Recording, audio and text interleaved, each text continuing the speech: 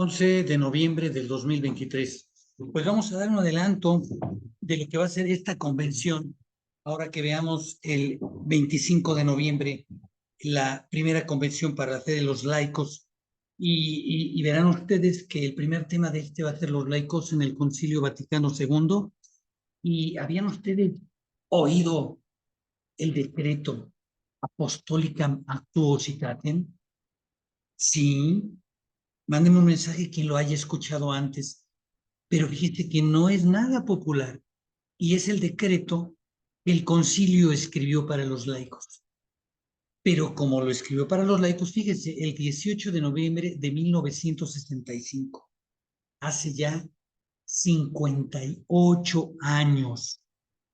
Pero como está escrito para los laicos, pues parece ser que la jerarquía eclesiástica pues no lo leyó y obviamente tampoco lo difundió entre los laicos.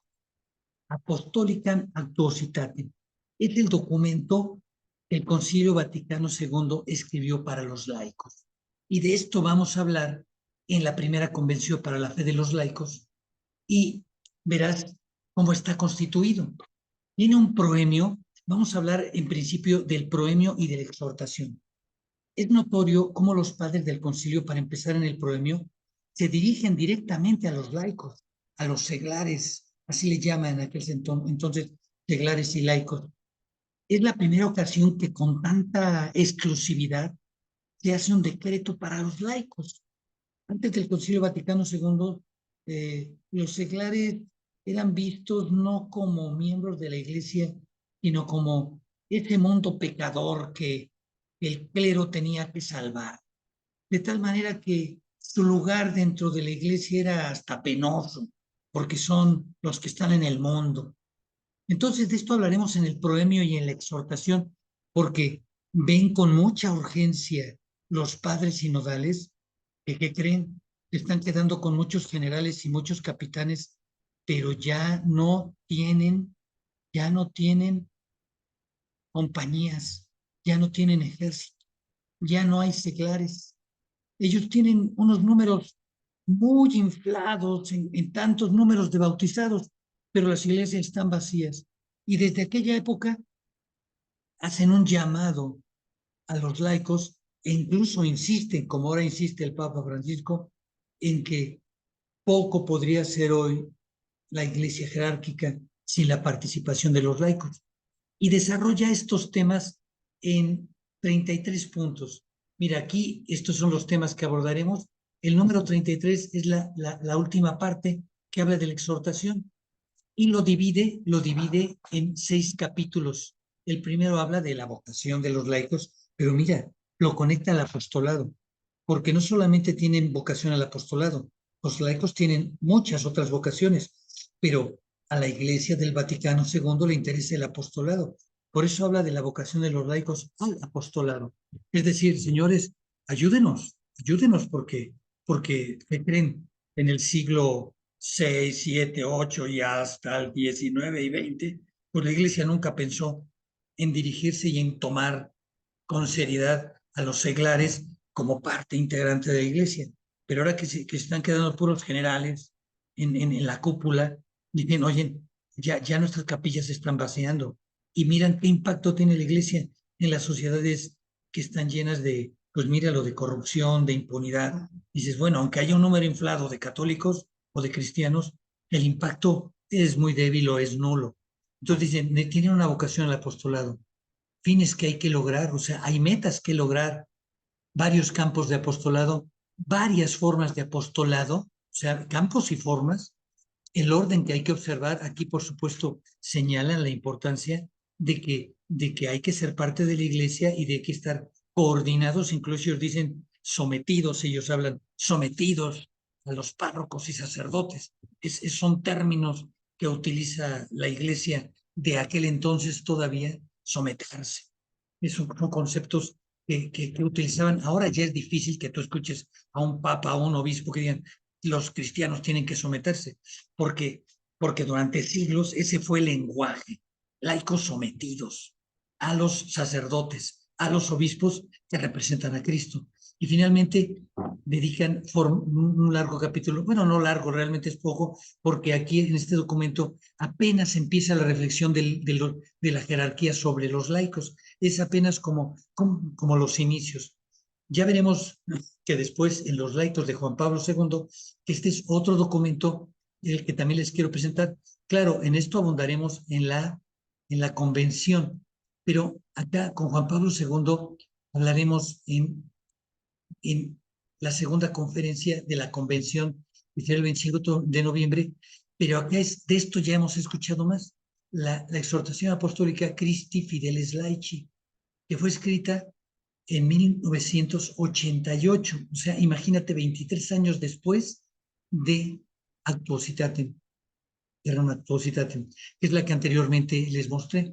Y entonces, eh, ¿qué nos expone? Ya se nota obispos más maduros, pero con la misma urgencia hablan de llamamiento y oración, y nos hablan de la dignidad de los fieles laicos en la Iglesia Misterio.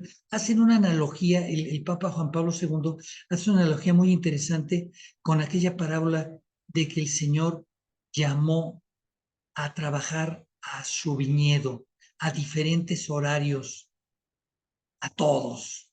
Entonces, aquí va explicando cómo es la dignidad de los fieles laicos en el misterio de la iglesia misterio. La participación, ya somos parte, ¿no? ¿No? Y explican cómo los laicos son parte.